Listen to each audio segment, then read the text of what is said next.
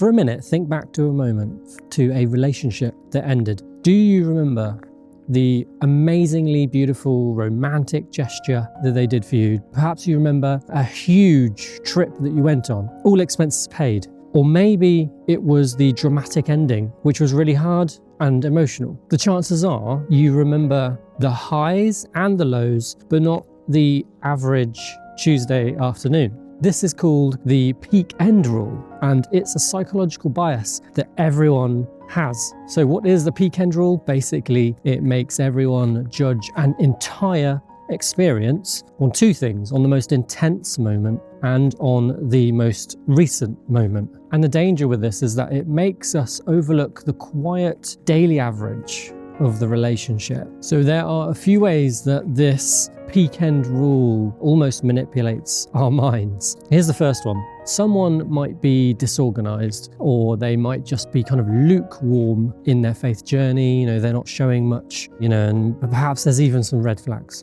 Suddenly they do some amazingly huge romantic gesture, or like an all expenses paid trip somewhere, and your mind suddenly peaks and it remembers this moment, and you can overlook these red flags. You can overlook these values that you saw previously and you recognized weren't ideal, but because of this new peak that this other person has done, it makes you overlook these things. As I said, it's a psychological bias. This video is to make you aware of this. And oftentimes with relationships like this, the ending, the breakup, can be hugely emotional, almost like a high stakes moment where you might not even understand what happened. It was perfect, because you're not recognizing these things that previously happened, or you're overlooking them, you're making excuses for them. The core lie of the peak end psychological bias is that intensity equals quality, and that is not always true. It causes us to value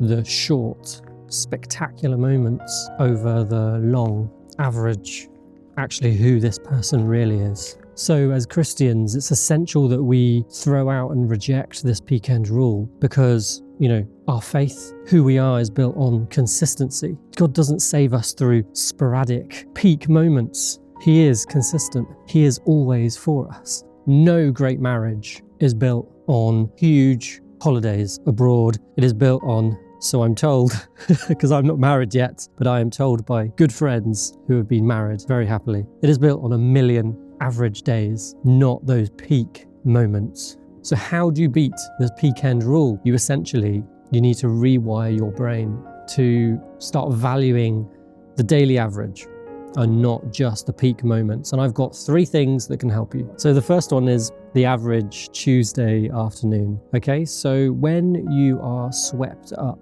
in an amazing peak moment, perhaps it's with someone new, or you're trying to you're trying to explain away an ending that's really hard. Ask yourself, what is this person like on an average Tuesday afternoon? This forces you to rethink and reframe the moment almost, and see the person for who they are. It will help you understand, what are their values? How do they treat other people? How are we different? Because then it will get you thinking about yourself and, are you compatible with this person ultimately? And then that will hopefully bring understanding, and then healing, and then you can move on if you need to. Number 2 is character consistency. So instead of just tracking chemistry and, how you feel about them and all of that good stuff, track how consistent they are on the average every day. Do they stick to promises? Do they turn up on time? Whatever it is, are they consistent with the small things? Because in reality, if they're consistent with the small things, they're going to be consistent with the big things. And number 3, this is an obvious one, pray. In the Lord's Prayer,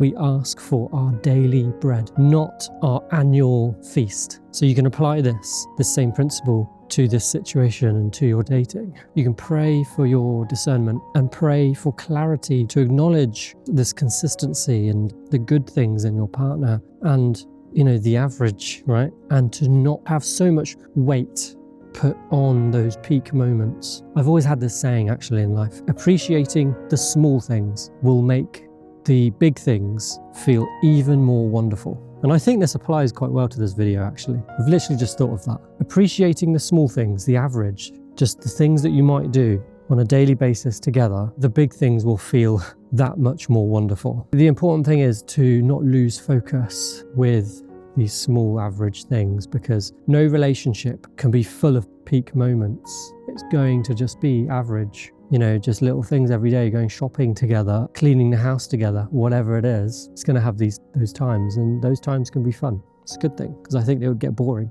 if it was full of peak moments. Thank you so much for watching this video. I've actually really enjoyed it. I hope it's helped you. Please share it with other people. Please give it a quick like. Thank you so much for watching. I'll see you in the next one. Bye-bye.